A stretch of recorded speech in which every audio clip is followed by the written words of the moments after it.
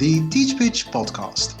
We are very excited to be launching a series of interviews for TeachPitch, a global community of tens of thousands of subscribers from over 205 countries who all have a desire to improve the state of education in this world. And for these interviews, we have selected a number of our subscribers who have achieved great things. And by great, I mean amazing. Think of former presidents, entrepreneurs, fashion designers, hospital builders, non-profit founders, authors, journalists, doctors, etc. And what all our guests have in common is that despite their great success, they've encountered many enormous challenges. So what were these challenges and how did they overcome them? That is what we are going to be talking about here. My name is Aldo de Pap and I'm massively looking forward and very grateful you can join us in this journey. So sit back, relax and download the podcast here. It's as if sitting down and reading a book by yourself, that is so old-fashioned. Whereas now it's all about collaboration, it's all about hybrid teaching, it's all about the seamless integration of technological solutions, as if reading silently by yourself for an extended period of time, which we know is so important for developing reading skills as well as for mental well-being, that is something kind of old school. And I really, really hope that we can get rid of some of that fear of seeming old-fashioned in this discourse. A very warm welcome to this episode, which is entirely devoted to reading, and more specifically to how reading is changing for us humans in the year 2022. Some say we are currently dealing with a global attention crisis. Not only do we live in a time where we have an abundance of information available to us, making it increasingly difficult to choose the right type of content at the right moment in time, we're also confused with the growing amount of means available to us to process such information. Think of your iPad, smartphone, laptop, Kindle, Apple Watch, or whatever comes next for us to work through these enormous amounts of content that we feel we need to process. Now, if you combine this with the growing volumes of apps, games, and social media platforms that are being pushed out there, and they're set up to keep you engaged with them for as long as possible, it isn't weird to conclude that our attention span is not as sharp as it should be. This worries me, to say the least, especially when you think about the next generation, whose brain is still in development.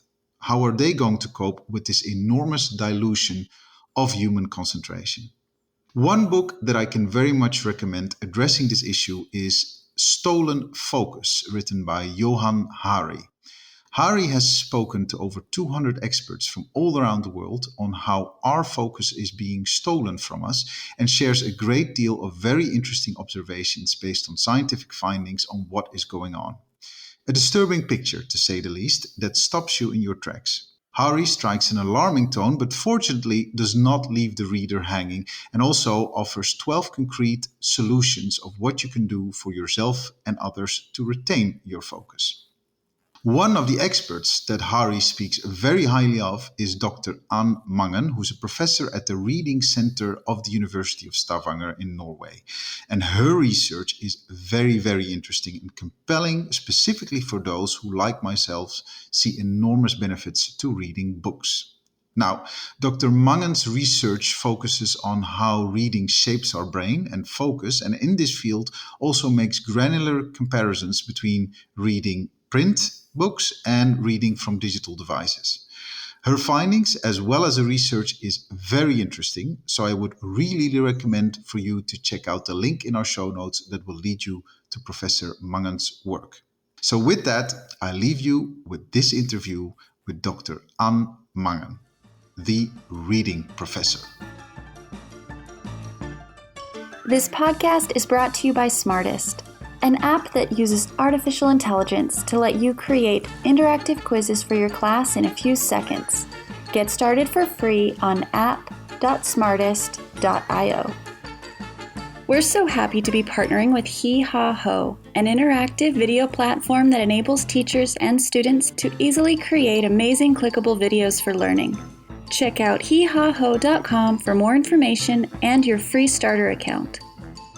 A big thank you to our friends at Zeus Maths Challenger, the only puzzle that effectively boosts your numeracy, critical thinking, and brain power. Go to czeusspuzzles.com to get your brain buzzing. We are so excited to be working with the team at Learning Ladders, the only platform that provides assessment that goes way beyond tracking to effectively support teaching and learning for EYFS primary and secondary settings. Go to learningladders.info to find out more. A very warm welcome at yet another episode of the Teach Pitch podcast. This is a special one because it is number 50. That's a beautiful number, a number to celebrate, 50, and we're at the end of season 2. And I have the great honor to celebrate this episode with quite a distinguished guest, a guest that I was very keen to speak to because, as you might know, I'm a very big fan of reading, and I think you can achieve a lot through reading. If you have listened to our podcast, then you know that one of my last questions to each of my guests is always around reading. And today I am blessed to be joined by Professor Ann Mangen. She's the professor at the Norwegian Reading Center at the University of Stavanger in Norway. And first of all, Professor Mangen, a very warm welcome to you. Thank you so much. I'm so happy you could join us here today. Yeah, I mean, I came across your research and your name being mentioned, and this one you might have heard before is through the book of Johan Hari, In Stolen Focus. And I listened to loads of other podcasts, and at a certain point I heard Johan Hari was being interviewed by Oprah Winfrey, no less. And then he said, listen, there is an authority in this world, and it's someone who knows a lot about reading and how reading changes, specifically with the dawn of loads of digital devices. And if you want to talk to someone about how this is affecting us, you should speak to Professor Mangen. So just so you are aware, he's telling the world about you in a good sense of the word. So yeah, I mean, let's start, with the very beginning. Kind of, could you tell a little bit about what you do at the Reading Center? Well, I wasn't aware that he had been to Oprah Winfrey show. I did read his book, and obviously I talked with him while he was writing it as well. I am a reading researcher. I originally come from the field of literature. So I studied literature as a master's thesis, and then I did my PhD in media studies. But I was more interested in the process of reading and the reading experience. So I kind of started wondering or realizing with perhaps regret that, wow, I should have really been studying psychology. I'm on the wrong track here. And then I got a stipend to do my PhD. And again, I found myself writing. So the master's thesis ended up being more of a stylistic analysis of a style of writing in a novel by an American postmodern author called Thomas Pynchon. And what interested me most, in fact, was how he writes in a way which makes that novel, Gravity's Rainbow, makes it extremely difficult to read. It's really a challenging read in so many ways. And so I was more interested in that process and in the ways in which you can write texts so originally that they, in different ways, thwart or challenge your comprehension of them. So I finished my master's, and then I continued with a PhD in media studies. And again, I found myself writing about a reading experience. This time it was about multimedia narratives. So I started then getting this interest in what difference the medium makes for reading. But again, I didn't do anything empirical. I wrote about how it may be that our experience of becoming and being immersed in a story world, in a narrative, how may that differ when we read a story in a book? And this was back in 2004, 2005, comparing getting immersed in a story world depending on whether the story is told in a book on paper compared to on a computer. And what really then triggered my interest most was when I started reading up on literature in psychology on how when we read on a laptop computer or a desktop computer, we do something differently with our hands and our Yeah. fingers when we turn the pages, for instance. So the motor input differs compared to when you sit with a book in your hand and you turn the Yeah. pages like this. And that sent me in the direction of different fields of psychology, attention, perception, cognition, affective, emotional processes of reading. So finally, perhaps after my PhD, I then, so that was kind of the step towards reaching out to psychologists and neuroscientists with the similar interest, but from their respective fields. And then following my PhD, I started doing empirical research and experiments, comparing the role and comparing the effects of the interface. So the user interface of Kindles, iPads, laptops, compared to paper. What difference does the technology make for both cognitive aspects, so reading comprehension or how you remember and how much you remember, but also for emotional and experiential aspects of reading? Wow. And so you started with saying, the way we absorb novels may be different from informational text. So in your distinction between e-reading devices and paper devices, do you also make a distinction between novel and informational texts? Definitely, yeah. Okay. And Yeah. I've done a few studies with both. So the first empirical study we did has gotten huge attention. I think it was because it was the first, perhaps, effect study comparing in an experimental design, comparing the outcome or effect of the interface on reading comprehension. We then did include two Mm. genres, the informational text and the beginning of a short story, so a narrative text. And that has become kind of a, if not a paradigm, then at least many experimental studies have done that. So, because there are many differences between texts, of course, but genre is just one. Yeah. I think for the question of medium and the role of digitization on reading, I think length is perhaps one of the most important parameters, and complexity. And interestingly, what they found, because our 2013 study was perhaps one of the first ones, and then after that, we've gotten several of those types of mode effect studies, so many that we have now meta-analysis and reviews summarizing the findings and the effects across very many single studies. And in those meta-analysis as well, they make this distinction between informational texts and narrative texts.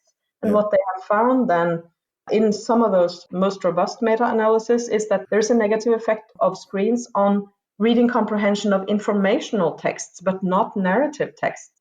And that Okay. has been confirmed in several recent meta-analyses, which is interesting, I think, because the rationale provided, I'm not entirely certain that it's really pinpointing the exact mechanism, because Mm. they speculate that this may be due to the fact that informational texts are often more complex than Mm. narrative texts. But that is not necessarily the case, especially when considering all the ways in which literary text can be very complex Yeah. and underdetermined. So Yeah. that's a very simplified, I think, take on the informational versus the Yeah. narrative. Very interesting. We're going to dive into your first challenge, which, and you mentioned it yourself, which is around interdisciplinarity. You said basically your research field is a touch ground for many other fields, like, from psychology to, I guess, maybe cultural anthropology to, how people deal with, as you say, narrative text and informational text, and then also the digital part. What I read or heard about you is that basically the Stavanger Reading Center is the only one in the world basically focused on this. Am I correct? Or are there many others? Or because your research field is quite unique. Possibly. It is perhaps characteristic of my research that I do collaborate a lot also with people outside of the reading center. That, of course, Mm. comes naturally with something like a cost action where you bring together, it is an international and interdisciplinary network spread across Europe. It may be, but I think I've been extremely fortunate as well in my personal path throughout these interdisciplinary collaborations, starting with a neurophysiologist Mm. in a lab in Marseille, who was my first venture, I think, outside of the humanities. And I was just so lucky then to meet and be able to collaborate with someone from the field of neurophysiology who had then been doing extremely interesting research on handwriting and typewriting using fMRI and other behavioral measures to compare to what extent and how the motor process entailed in learning an alphabet or a set of signs by writing them by hand compared to typing them on a keyboard, whether there are differences in terms of their retention and recall. So I came across this research, and that was at this time when I was beginning to discover this extremely interesting paradigm of research called embodied cognition, which is by definition very interdisciplinary, but much of it is coming from the cognitive sciences, from neuroscience, psychology.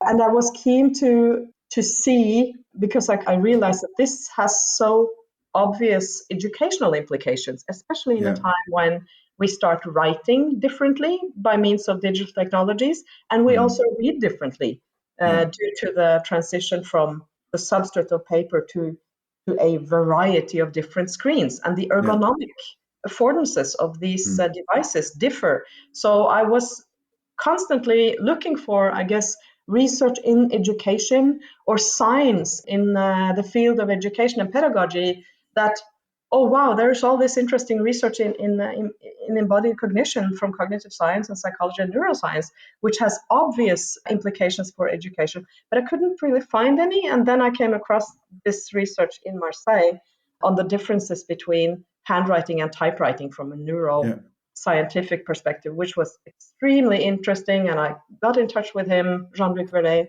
and got to spend a couple of sabbaticals with him. And we then designed this Kindle experiment that we published not too long ago. Yeah, so that was my first and very inspiring meeting with fields that are so far away from my own, which is literature and media and pedagogy. And it just it reassured me in the value and the necessity of interdisciplinary research. And it also just kind of made me more curious. What other additional discoveries can we make if we team up?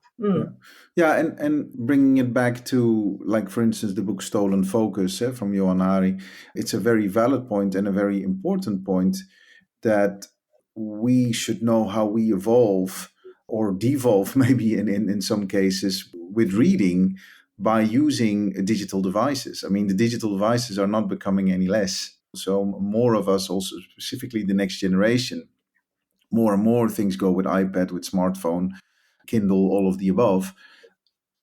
Yet we don't really know the implications of our interactions with such devices. That will only become clear, later on. But already what we see is that it's increasingly more difficult to focus, right? So we're losing our concentration, which will have an effect on basically how informed we are on certain levels. And a lot of information, comes to us through reading, through the medium of reading. So I think it's very important what you're doing, and it's very important that you're also involving other disciplines in there, right? So, and make sure that you inform, that everyone is informed about your findings. So we know okay, this is one bridge too far, here's where we should stop.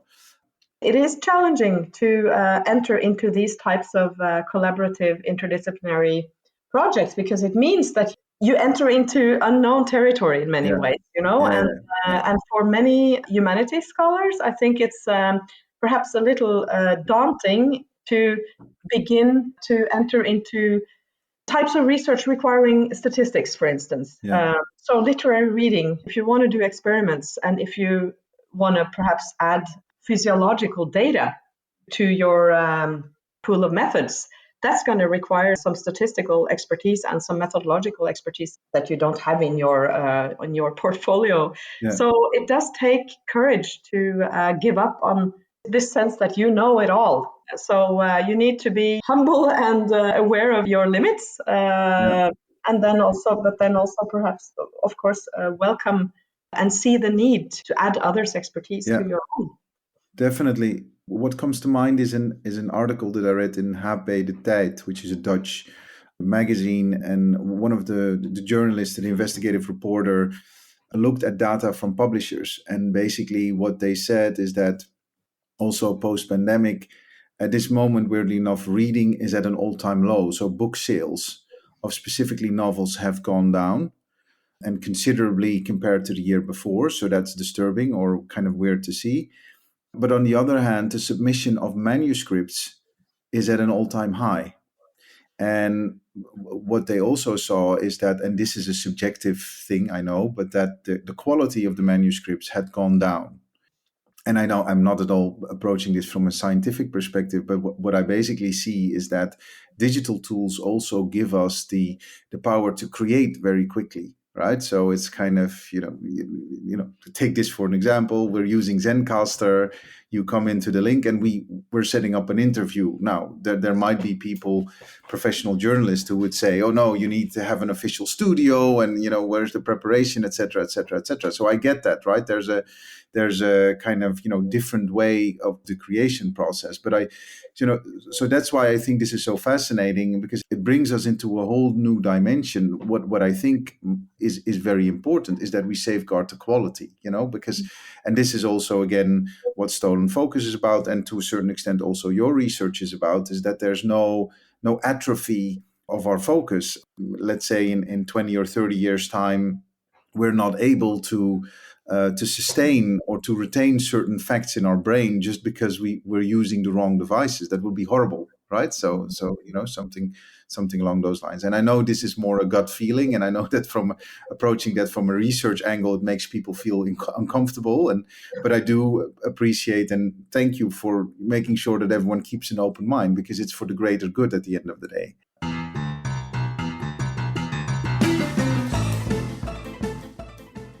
So we are proudly supported by Tony's, who have created a product that I absolutely love called Tonybox. It's an audible tool that allows the discovery of our world's most beautiful stories for children of all ages. We are the proud owner of a Tonybox, and our 3-year-old daughter listens to the Tony stories religiously, whether this is the Gruffalo, Cookie Monster, or her all-time favorite Elsa from Frozen. Loads of figurines that fit on the box, and loads who are dying to tell you their story. Now, what I particularly love about the Tonybox is that there is no screen involved. So you can basically use the box at any moment of the day, just before bedtime or as we do during bath time. Now, Tony's is also making tremendous strides improving their product for teachers from all over the world so they can grow their lessons. And if you want to know more about what Tony's is doing, you can go to us.tonys.com/pages/Tonys -for-teachers. That is /pages/Tonys-for-teachers, where you can find lots more information about all the beautiful new products they are creating. From the classroom starter set to the school expansion pack to the 6-pack school bundle. Loads of fun and lots to learn with Tony's.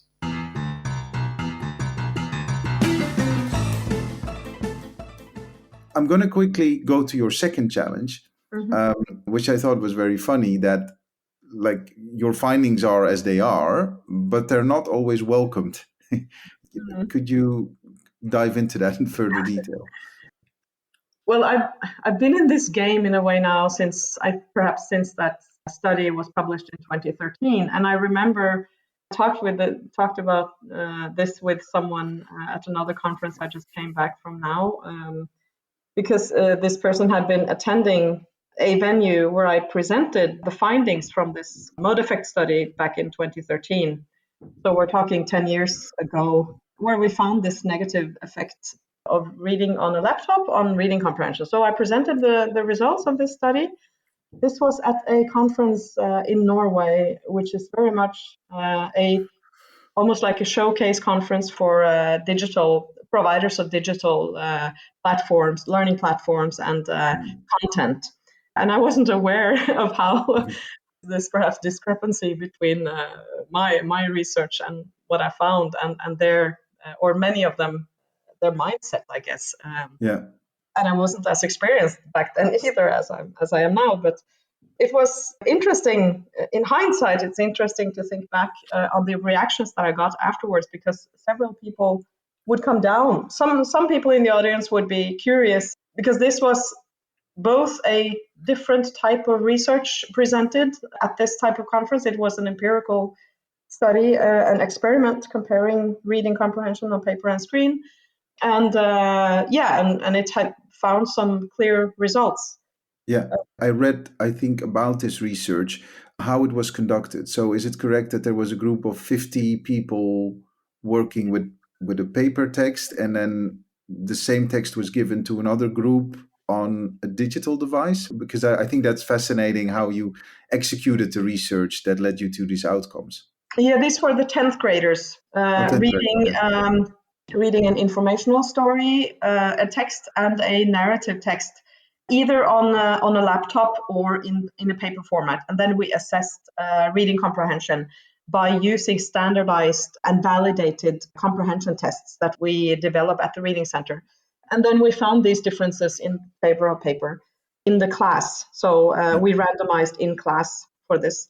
And after this presentation, which was I guess, you just present results from an empirical study. There's no motivation to do Yeah. anything, or I wasn't arguing for something or showing my belief or disbelief in technology, or claiming myself to be neither Luddite nor pro technology, anything. This was empirical research. But people would come down, so some would be interested and finding it quite perhaps surprising, but also interesting and important. But many people, a handful or perhaps more people, would come down afterwards and they were angry because I could stand there and say something like this about digital technologies. Right. So I was puzzled at that time, but afterwards, it's not perhaps surprising, but it seems at the same time that the whole climate has perhaps shifted a little bit, because now we have so many signs, and like Johan Hari also writes about in his book, we notice it ourselves that Yeah. something is happening with our attention, with the quality of attention that we are able to muster, and that something is going on with our ability to dwell, Yeah. to process and perceive and be present, and several things that are, I think, important to us as human beings. These things relate to mental well-being in ways that I think we are just beginning to discover. So those challenges with respect to presenting not particularly welcome results, I think we are finally seeing a change, but we had the same difficulties with reaching through. For instance, after the cost action, we summarized the outcome of the networking in eRead in Mm. this Stavanger Declaration on the future of reading. And we had a very hard time trying to get those findings across and to get in dialogue with someone in the European Commission. For Mm. instance, we asked around wherever possible, because we thought we had something very valuable and important that we considered many types of stakeholders to be interested in knowing about. This was a major European research effort that we wanted to communicate the findings. It was very hard to get someone from higher up in the European Commission, having to do with education policies, culture, to commit to, for instance, hosting an arrangement where we could present the findings, to even be responding to our emails, wanting to meet with us.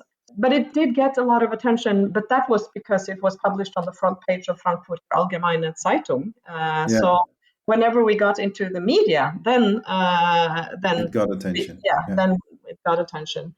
I think you're describing kind of something that you see time and again, that politicians, they or policymakers, they respond to what the mainstream media says often, right? So once it hits that level of attention, they know that, oh, okay, in the thousands of people, if not millions of people are concerned with this, we better do something. But if it's a bottom up approach whereby you and as the reading center try to reach out and they say, well, there's so many concerns, but then often it can be too late, right? So that's the sad thing here.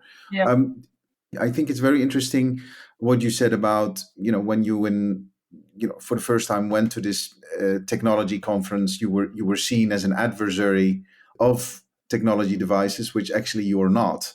You're just someone who observes how we read through these devices and whether there are any differences. But I think people were afraid that, the outcome would be don't use them. That might be where they were afraid. Just to be clear, that's not what you're saying. You're not saying don't use them, but they will have a different effect. I'm saying that we need to do the research to see when they can be most fruitfully used and not. And that whenever we think of media and technologies and learning and reading, we need to also think about paper as part of those media. So it's not about either or all the time, but it really depends on the type of text, the purpose of reading,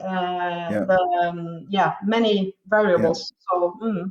Yeah, and another question that I had, and we can talk for this for hours, so we might have to do another interview. But you described 10th graders, so obviously younger children whose brains are still in development.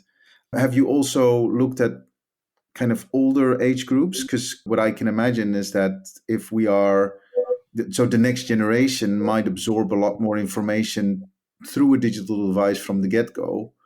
Whereas people who transition from kind of more traditional book reading, kind of our brain is trained in a certain way. Therefore, we are going to have more problems if we were all of a sudden to use a digital device. Is that a factor you've ever looked at? I'm just curious. I'm just throwing ideas on the table. That's a question that we very often get. I've done one mode effect study together with Hildegunn Størle, where we looked at fifth graders. This was published in 2020.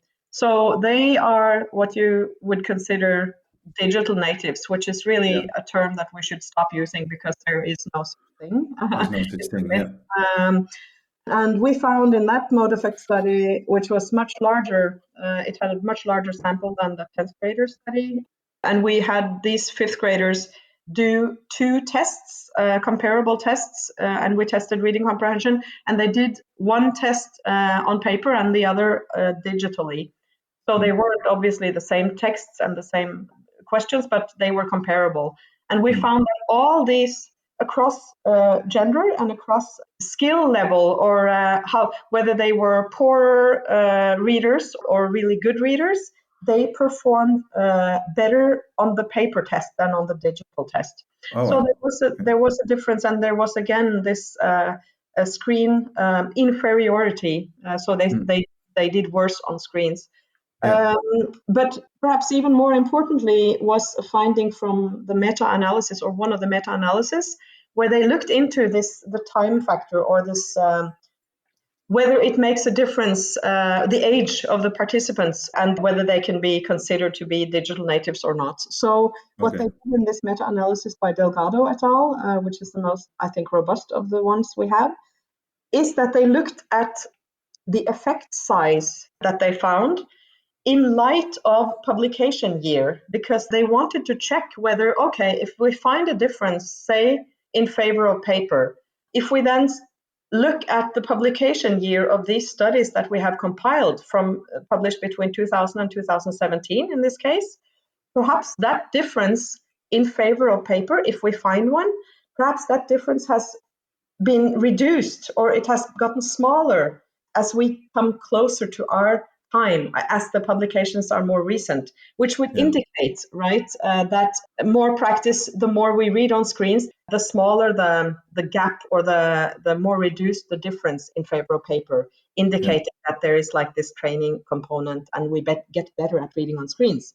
But they found the opposite. They found that the effect in favor of paper has increased from 2000 to 2017. So that, I think, is a really clear indicator that there is no such thing going on as, well, of course we are becoming habituated to reading on screens, but that does not mean that we're becoming better readers. The opposite, in fact. And we also find in PISA and PEARLS and those large-scale studies that those who score highest on the reading comprehension measures, they are consistently the ones reporting that they read and enjoy reading mostly on paper. They enjoy reading long text. They enjoy reading books in their spare time.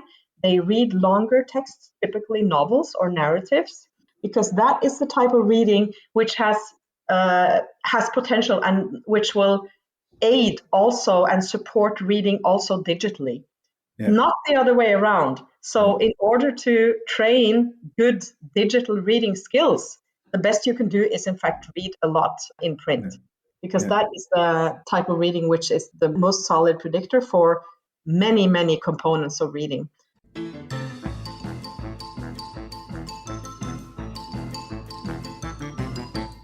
And so thank you, because these are clear findings. And, in your challenge, you said at first when you present them to policymakers, they said, well, I can't be bothered. Then you get attention from Frankfurter Allgemeine. And you're mentioned on the Oprah Winfrey show, the book of Johan Hari. Now what happens? Is there all of a sudden lots of attention? Are people looking in your direction? Are they now, do you feel you have a better listening audience now? Yes, I think so, because I guess it is a sign that times are changing. Because I was, I think, a year and a half ago, I was invited to the Prime Minister's office to talk about this research and these findings and the outcome of the cost action. The Stavanger Declaration got lots of attention in the media, and I just came from this conference, in fact, for school librarians, and there were people there from the Directorate of Education. So it seems that the type of research and these questions that we are asking and the findings that we find, or the results that we find, there is an increased awareness of the necessity to be more nuanced, I think, and I hope. But the question is always, or what it boils down to, it seems, is of course financial. It's an economical question often. Yeah. So in some ways, it seems it doesn't necessarily matter what we find, because the schools, for instance, with respect to buying textbooks or digital materials, they are being forced to go for the digital solution anyway because of financial reasons and budgetary reasons. But I guess all we can do is continue to present this type of research whenever we can, and in the different fields and sectors and to the different stakeholders. And like I always do, I encourage teachers, librarians, parents. I'm invited to speak to concerned parents and to the field of librarians and publishers and different sectors entailed in the whole book versus screen field. And I just keep encouraging them to ask questions and to ask for the research basis on which politicians make decisions and recommendations, because it's disappointing in many ways how rare it is really driven by, of course, research and not by other economics. And or also, I think there still is some fear. This fear of seeming old-fashioned, because there is still this discourse so bent on and colored by digitization and digital technologies being the future, and everything else is the past. It's glaringly visible in, for instance, the preface to the OECD report publishing the findings from the last PISA study, where you see this very clear picture that those who score best, they are the ones who report that they read a lot on paper, in books. And Schleicher, who is the director and the main figure behind this report, in the preface to this report, and also in a webinar presenting the findings, he seemed puzzled by the fact that, there seems to be something special about books in our time and age with all this fantastic digital technology. And then it's the way it's being presented in the preface is as if the reason why we find that there may be something negative going on with digitization with respect to reading, that has to do with the fact that we have not yet found out how to exploit and take advantage of the digital technologies well enough. So the solution is to train teachers better so that they can teach for the future and not for the past. It's as if, and also in many advertisements and selling points for digital technology, it's as if sitting down and reading a book by yourself in a corner, that is so old-fashioned. Whereas now it's all about collaboration, it's all about hybrid teaching, it's all about the seamless integration of technological solutions, as if reading silently by yourself for an extended period of time, which we know is so important for developing reading skills as well as for mental well-being, that is something kind of old school.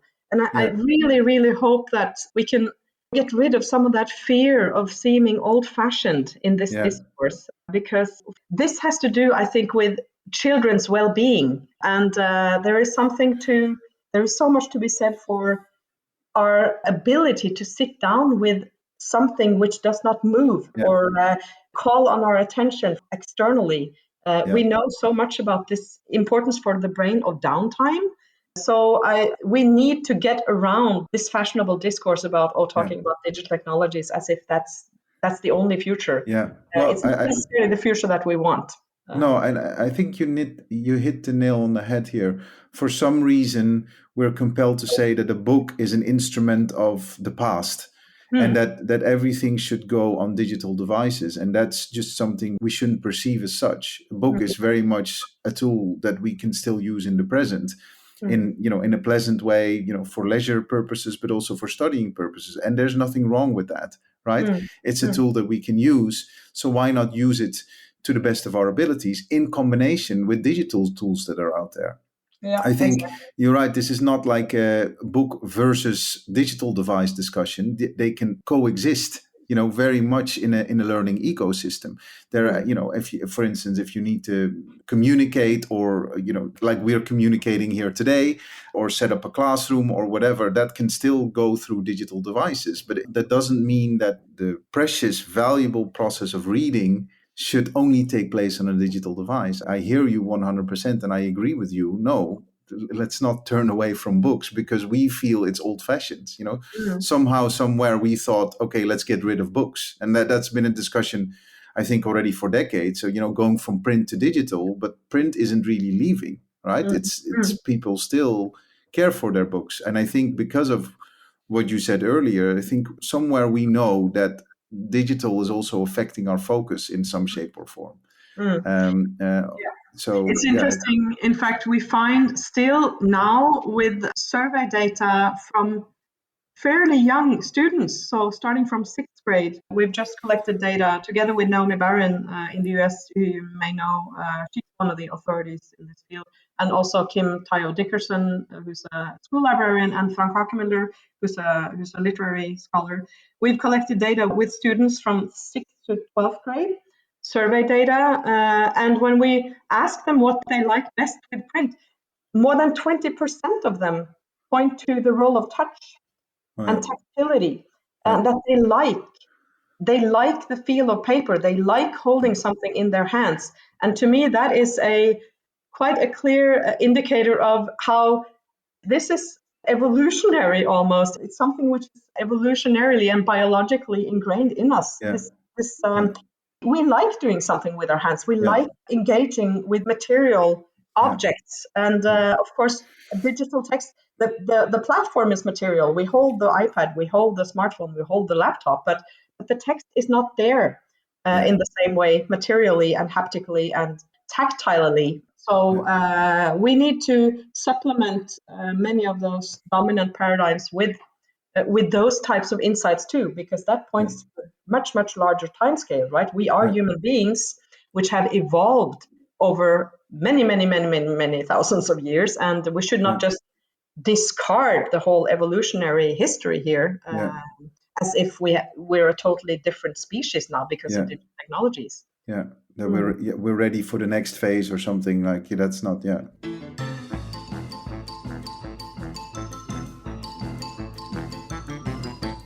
And that brings me to your third challenge, because you said we live in an era whereby these devices are continuously changing. You mentioned you looked at the effect of laptops, you looked at the effect of e-readers, iPads. You have not yet looked at smartphones, but that's surely soon to come. And, who knows what's next. So that's also challenging for you, right? Could you talk a bit more about that? Yeah, I don't think I've figured out a solution yet.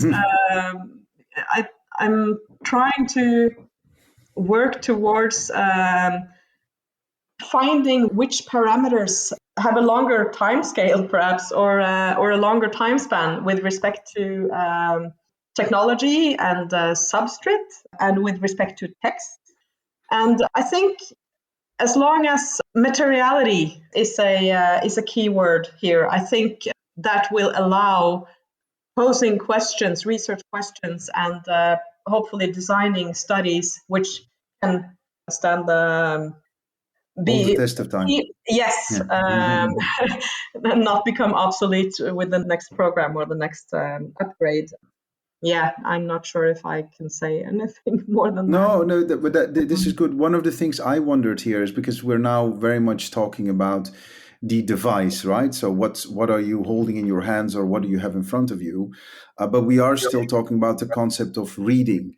Mm, One now there are also loads of advocates who say video, is a medium through which we can also teach each other. mm, And I know that that's not reading, but it's like audio and video are of course also tools through which we can absorb information.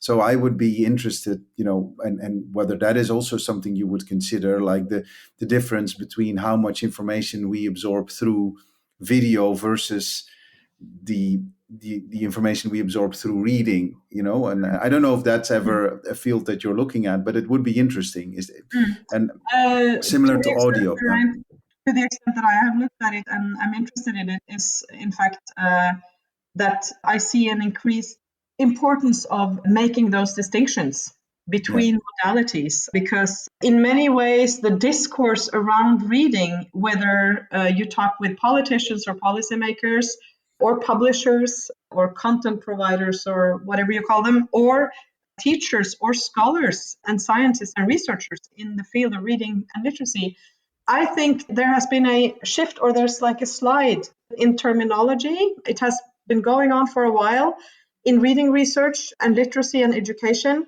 There is a lot of talk about literacy, if not instead of reading, then at least perhaps more dominant than talking about reading. And even if Mm. you talk about reading, you very often mean not only reading of written text, but reading of other modalities.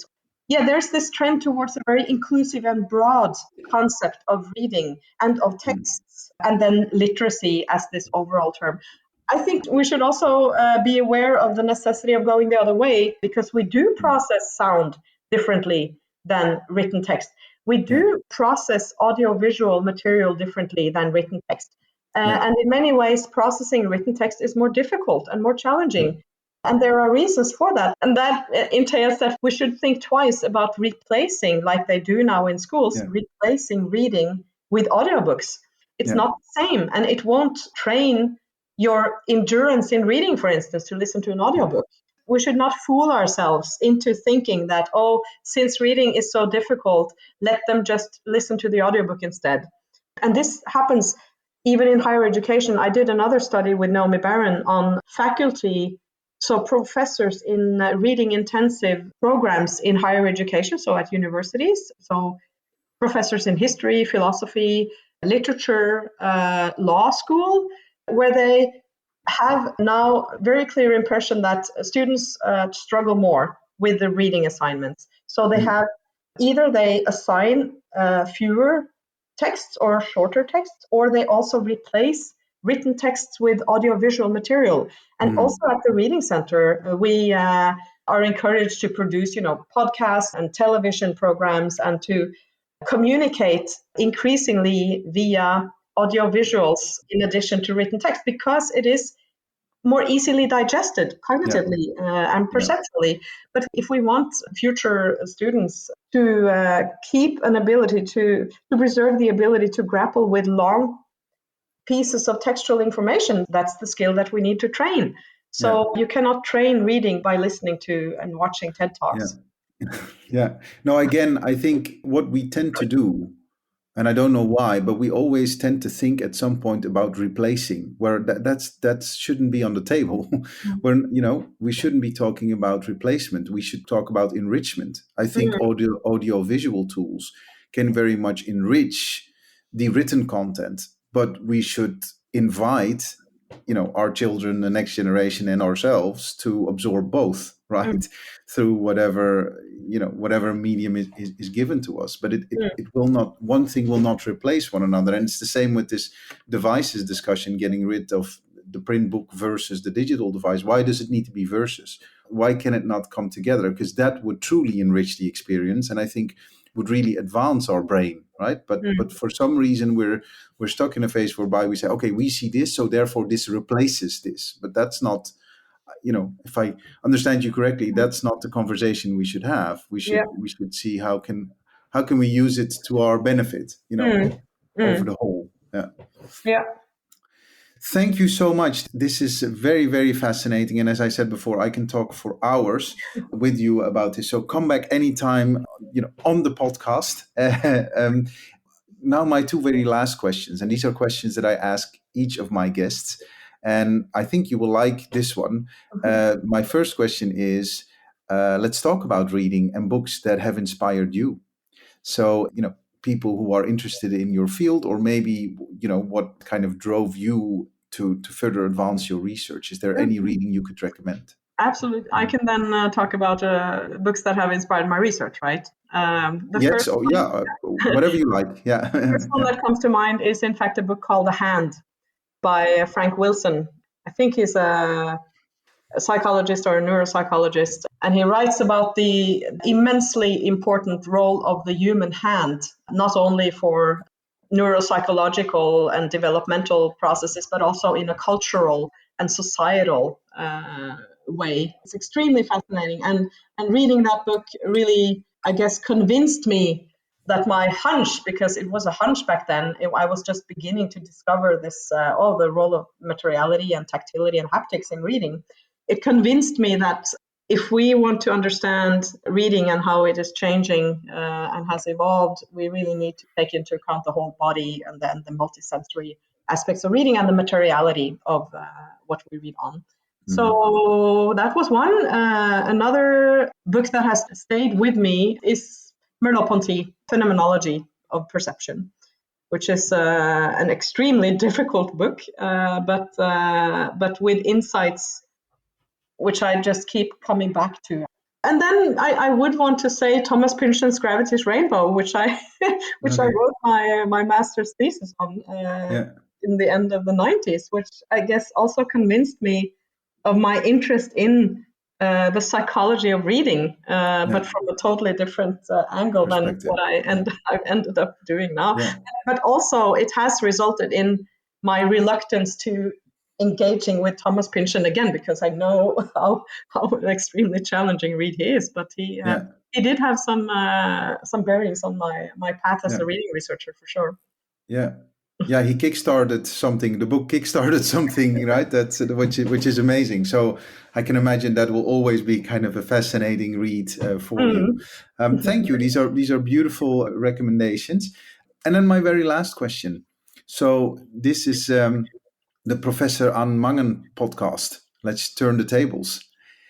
Who would you like to invite as your first guest? Ooh, Mm. can it be someone who's not even around anymore? Yes, yes, it Then can be a it would be seance. then Yeah. it would be in fact Merleau-Ponty, the Middle body. phenomenologist. Okay, Yeah. great. Well, let's. Well, Thomas Pynchon, who knows? But that's great. I'm just curious. Sorry, phenomenology. Sorry, I cannot pretend that I know what that means. But could you very quickly explain? Phenomenology Yeah. Phenomenology is the philosophy of our experiences, and Okay. Merleau-Ponty is particularly focusing on our perception, how we Okay. perceive our surroundings, our Yeah. life world. Yeah. Mm. Nice. Yeah, no, definitely. I'm gonna take a deeper dive into it. I'm not sure whether I will be able to read these books, but I will definitely take a look at them. And I hope our listeners will be incentivized as well. We're gonna do a big publication of all the book recommendations that our guests have given over these 50 interviews. Professor Ann Mangen, thank you so much for joining us on the podcast. And I was very happy with having you to point out that reading is important and books are important and they will remain important. And thank you for fighting the fight on that level. If people want to find out more about your research, we will be sure to include a link in our show notes to all your publications. And do check out the Reading Center at the University of Stavanger. Thank you so much for your time, Professor Ann Mangen. So it's been my pleasure. Thank you.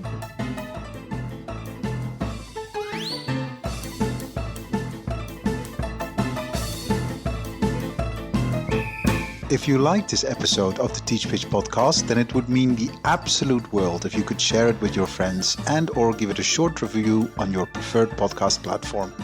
The more you share your ideas about these interviews, the more people will find out about them. So do let us know what you think. We'd be very, very grateful. Special thanks to Kevin MacLeod for our beautiful theme music, Le Grand Chase. This podcast was produced and edited by Natalie Piles.